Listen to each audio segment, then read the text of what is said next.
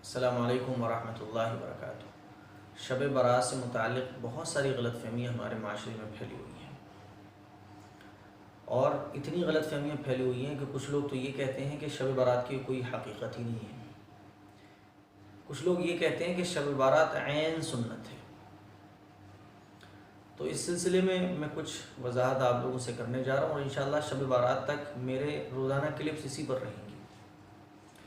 पहली चीज़ तो आप ये समझ लें कि दीन इत्तिबा का नाम है, अल्लाह के हुक्म को मानने का नाम दीन है। हमारा दिल क्या कह रहा है, हमारा नफ्स क्या कह रहा है, हमें अच्छा किस में लग रहा है, हमें मज़ा किस में आ रहा है, इसका नाम दीन नहीं है। दीन नाम है इत्तिबा का। किसकी इत्तिबा? कुरान, अहादीस, आसार सहाबा, बुजुर्गान दीन। तो दीन इत्तिबा का नाम है। शरीयत ने जिस चीज़ को मुस्तहब करार दिया है उसको मुस्तहब समझना। हुज़ूर अलैहिस्सलातु वस्सलाम ने किसी अमल को किया फिर नहीं किया तो उसको उसी दर्जे में करना। हुज़ूर अलैहिस्सलातु वस्सलाम ने किसी अमल को पाबंदी के साथ किया तो उसको उसी दर्जे में करना। शरीयत ने जिस चीज़ में इजाज़त दी है तो उसमें हम अपने आप को किसी चीज़ को वाजिब कर लें अपने ऊपर, ये भी सही नहीं है। तो दीन इत्तिबा का नाम है। मैं फॉर एग्ज़ाम्पल एक एग्ज़ाम्पल देता हूँ आपको। ज़ोहर में 4 रकात नमाज फ़र्ज़ है। अब अगर कोई 5 पढ़ ले, 6 पढ़ ले, 7 पढ़ ले, 8 पढ़ ले, तो ज़ाहिर है वो कोई गलत काम नहीं कर रहा है। 4 से ज़्यादा ही पढ़ रहा है, 6 पढ़ रहा है, लेकिन हुक्म जो है वो 4 का है। तो दीन इत्तिबा का नाम है। अब अगर कोई 10 पढ़ ले और कहे साहब मैंने इसमें क्या गलत कर दिया, 10 रकात ही तो पढ़ी हैं, मैंने इसमें गलत क्या कर दिया। लेकिन चूँकि 4 पढ़ने को कहा गया था, तो दीन इत्तिबा का नाम है। अल्लाह के हुक्म, अल्लाह और अल्लाह के रसूल के हुक्म को मानना, इसका नाम दीन है। जिस चीज़ को सुन्नत करार दी है शरीयत ने उसको सुन्नत समझ के करना, जिस चीज़ को फ़र्ज़ करार दी उसको फ़र्ज़ समझ के करना। तो दीन इत्तिबा का नाम है। हमारा दिल क्या कह रहा है, हमारा दिमाग क्या कह रहा है, हमें अच्छा किस में लग रहा है, समाज क्या कर रहा है, माशरा क्या कर रहा है, इसका नाम दीन नहीं है।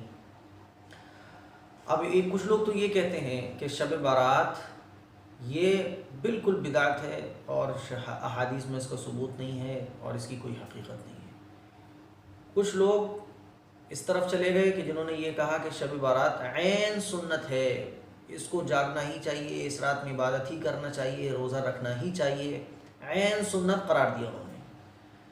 तो खूब अच्छे से समझ लें इस बात को कि शब बारात बिदात नहीं है, इसका सबूत अहादीस ज़ईफ़ा से है।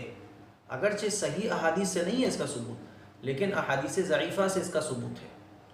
और एक ही मज़मून की बहुत सारी अहादीस जब आ जाए, 10 सहाबा इकराम से शब बारात की फजीलत साबित है, और एक ही मज़मून की जब बहुत सारी अहादीस होती हैं तो फिर उसका ज़ुर्फ़ और ख़त्म हो जाता है और वो मुस्तहब के दर्जे में हो जाती है वो चीज़। जो लोग ये कहते हैं कि ऐन सुन्नत है वो भी सही नहीं है, क्योंकि शब बारात का सबूत अहादीस ज़ईफ़ा से है, तो इसको सुन्नत करार नहीं दिया जा सकता है।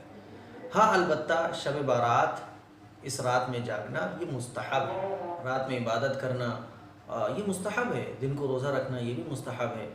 लेकिन इसको ऐन सुन्नत समझना, ज़रूरी समझना, और इसको वाजिब का दर्जा देना, फ़र्ज़ का दर्जा देना, रात में जागना ज़रूरी समझना, जो ना जागे उसको गुनहगार समझना, और अगले दिन के रोज़े को वाजिब और सुन्नत का दर्जा दे देना, ये सही नहीं है।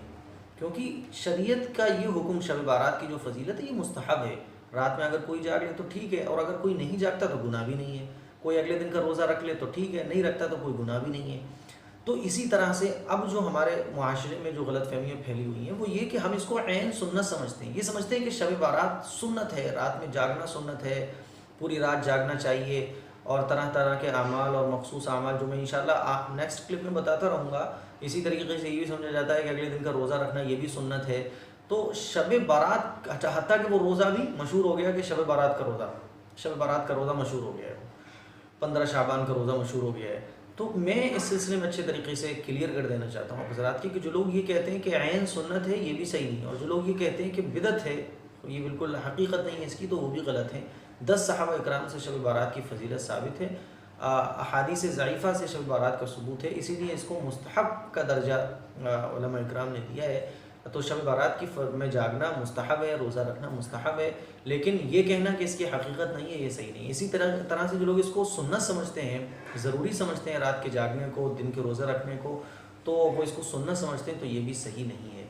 सिर्फ एक मुस्तहब है, अगर कोई कर ले तो बहुत अच्छी चीज़ है, लेकिन अगर कोई नहीं करता है तो उस पर मलामत नहीं की जाएगी, उसको बुरा नहीं कहा जाएगा, या उसको ये नहीं कहा जाएगा कि देखो कितना बड़ा बुरा आदमी है कि शब बारात में जाग नहीं रहा है। तो ये जो मुआशरे में बुराइयाँ फैली हुई हैं कि कुछ लोग इसको इतना ज़रूरी समझते हैं कि अगर कोई सोना भी चाहे तो वो नहीं सो सकता है, कोई अगर रोज़ा ना रखना चाहे तो वो भी रोज़ा नहीं रख सकता है।